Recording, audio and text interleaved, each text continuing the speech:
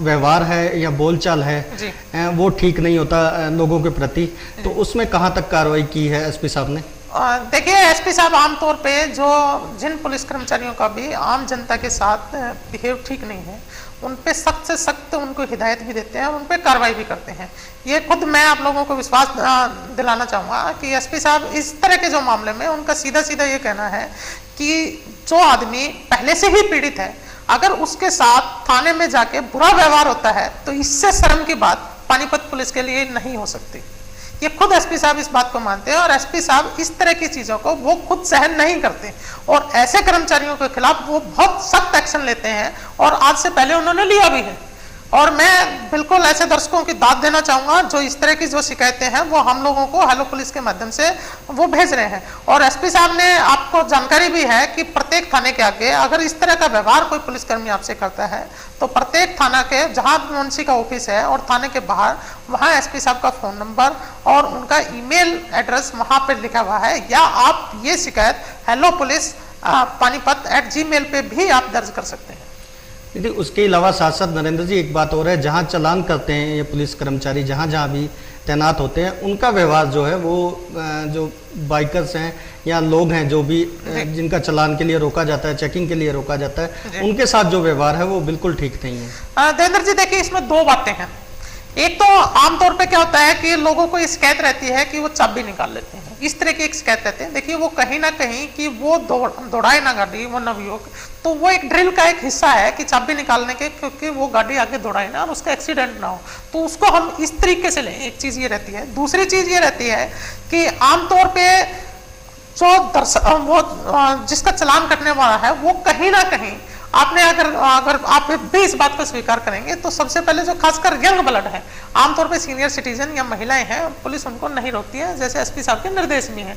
जो young blood है आमतौर पे वो पुलिस वालों के साथ ऐसा नहीं है। मैं एक दो केस को नहीं कहूंगा कि भाई पुलिस वाले बिल्कुल 100% ये है कि भाई हाँ वो इस तरह का वो है। किसी को हो सकता है ड्यूटी के टाइम में जिस तरह का गुस्सा और वो जिस तरह का उनका ड्यूटी आवर्स है, इस तरह की कई बार झल्लाहट होती है ड्यूटी आवर्स में, वो मैं मानता हूँ। लेकिन आमतौर पर जो यंग ब्लड है उनका व्यवहार ऐसा होता है कि वो सीधा सीधा कई बार तो आपको भी देखने में आएगा, बोलते हैं अरे तू ऐसा मत कर, तुम्हारी वर्दी उतरवा दूंगा मैं।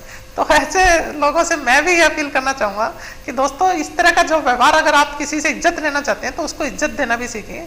और मैं ऐसे लोगों से अपील भी करना चाहूंगा कि जो व्यक्ति वर्दी उतरवा सकता है वो पहना भी सकता है। तो मेरी ऐसे दर्शकों से बहुत नरम निवेदन ये है कि आप वर्दी पहनवाने का काम करिए दोस्तों, वर्दी उतरवाने का नहीं। इस तरह की अगर आप किसी भी पुलिसकर्मी से अगर आप इस तरह की बात करेंगे तो निश्चित तौर पर उसको गुस्सा आएगा और हो सकता है वो उस गुस्से में आपसे मिसबिहेव भी करें।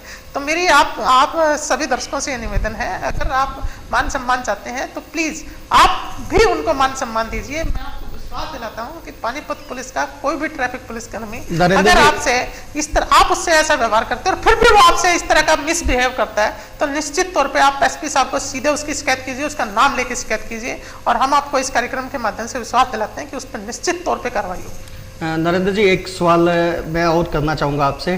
पिछले दिनों एसपी साहब ने 3 चीजें बहुत जरूरी कही थी कि अगर ये 3 चीजें होती हैं तो उसके बाद चालान नहीं होता। एक तो था एक आरसी, दूसरा ड्राइविंग लाइसेंस, तीसरा हेलमेट।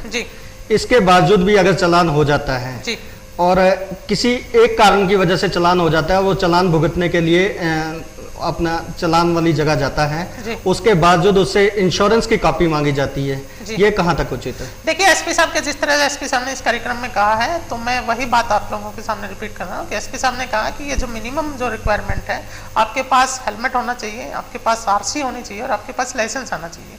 अगर ये तीनों चीज है तो बाकी पुलिस ने अभी ये कहा है कि ये अगर तीनों चीज है तो बाकी छोटी चीजें रहती हैं उसको ऐसे किसी भी वाहन चालक का चालान ना किया जाए। एसपी साहब के निर्देश भी हैं और अगर इस तरह की चीजें आती हैं तो ये अभी एक जो कंप्लेंट आई है कि जिसके अंदर उसका चालान हो गया, चालान होने के बावजूद वो चालान भरने के लिए जाता है तो उससे इंश्योरेंस की कॉपी मांगी जाती है।